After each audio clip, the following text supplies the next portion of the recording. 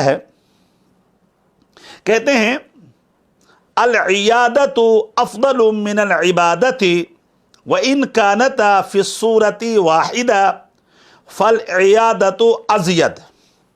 कहते हैं लफ्ज़ इबादत और लफ्ज़ इयादत अल्फाज सबके दोनों के बराबर है, दोनों के बराबर हैं, मगर फजीलत जो है इबादत के मुकाबले में इयादत में ज़्यादा है, बीमार पुरसी में ज़्यादा है।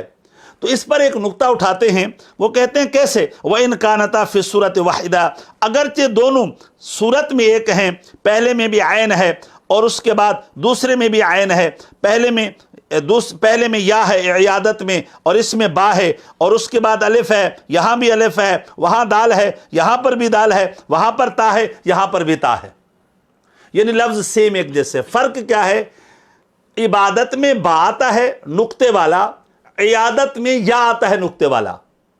तो गोया के फरमाते हैं फल इयादतु अज़यद, और ये जो इयादत है उसका सवाब ज़्यादा है।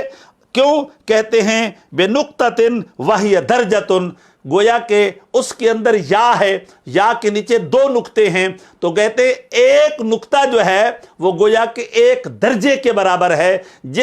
जिस अल्फाज में एक नुक्ता ज़्यादा है, गोया कि उसका सवाब भी ज़्यादा है, उसका एक दर्जा भी ज़्यादा है।